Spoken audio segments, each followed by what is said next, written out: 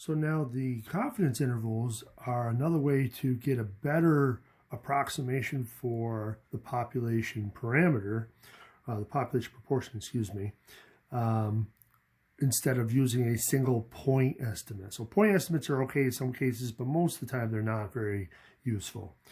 So that's why a range of values is better.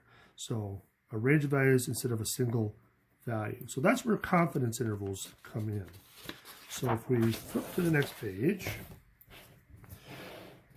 what is a confidence interval? So a confidence interval or interval estimate is a range or an interval of values used to estimate the true value of a population parameter. Confidence interval is sometimes abbreviated as CI. So, for example, if we have a sample data of 1,501 adults that were polled and 70% of them saying that they believed in global warming, the 95% confidence interval estimate of the population proportion P is this. So they're approximating that the population parameter, the population proportion, is between these two values. So what's in quotes is actually the proper way to interpret it. So we are 95% confident that the population proportion P is in the interval 0.677 to 0.723. So they're 95% confident. So you've got to be careful. Confidence and probability are not the same thing.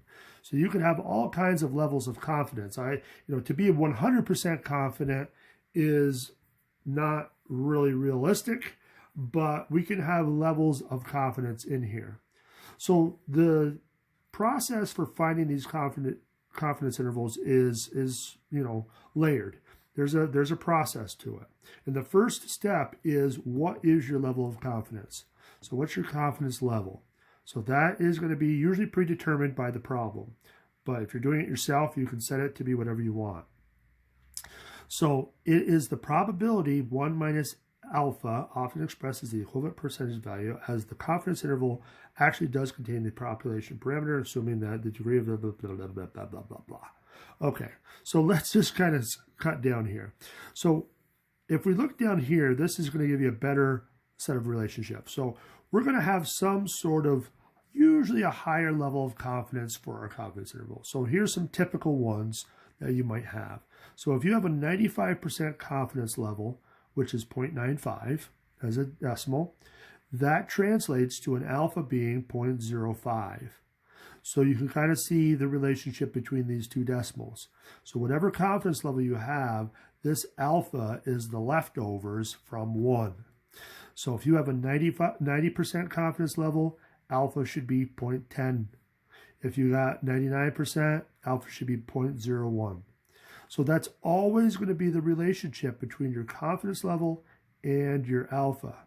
So now how does that help us? Well, let's kind of cut down. Let's kind of cut down to here.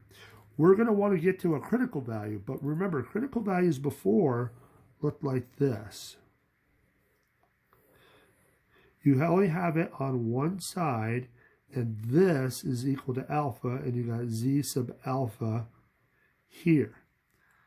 The problem with this is that you have a lopsided graph, and that's what's not cool about this. We don't want all of this alpha on one side of the bell. We would rather have it split. So we're going to end up taking whatever we find for alpha and splitting it, so that way we have a little bit on both sides of our bell. So instead of looking for this critical value for a one-sided situation, we need to look for a critical value when it's split. So we're going to walk through a couple of examples that kind of shows this in gory detail. But in the end, all we're doing with this confidence level is trying to get a z-score. We want to find this z sub alpha over 2. So let's take a look. So the first one wants you to find that critical value that corresponds to a 94% confidence interval. So the first thing we know is that our confidence is equal to 0.94. All right, so that's just from the beginning. Now, next, we can find our alpha. So alpha should be equal to the leftovers. So 1 minus that should be 0.06. So there's step 1, essentially. Once you have your confidence level, find alpha. Next is to split it in half. So if we divide it by 2, we get 0.03. Okay, so far so good. Now let's take a look at our bell. So if we look at our bell, we're going to have, again, this 0.03 is going to be on both sides, but we really don't care about the one on the left. All we care about is this one over here, this alpha over 2. So to avoid confusion, I'm going to erase this one. We don't really need it. What we do need is to use our table, though. And if we're going to use our table, can we use this 0.03 for anything? Not the way it's written. We don't care what's on the right side. Remember, if we're going to use our table, we're going to use the left side. So this is going to be 1 minus that, which is equal to 0.9700. So now we can go to our table and look up that 0.9700 on our positive z-score table. So again, 0.97 is going to be down here a little ways. 9726, 9713, 9699, and there's nothing else closer. So 9699 is going to be the closest to 9700, so 1.88. And that is your answer. So 1.88 is the critical value that corresponds to a 94% confidence interval. So that's just, this is phase 1 of the confidence interval process. We got to find a critical value that corresponds to our confidence level. So let's do it again. So we got our confidence interval is equal to 0.86. So we got to first find alpha, which is the leftovers, to 1. So 14 and 86 is 100, so that's what we're going to want. Then we're going to divide it by 2. And now eventually you're going to get to the point where you don't need a picture, because you're going to instinctually know what's next. So that is 0.7, and we don't care. We want the other side, so we're going to subtract it from 1. So 0.9300.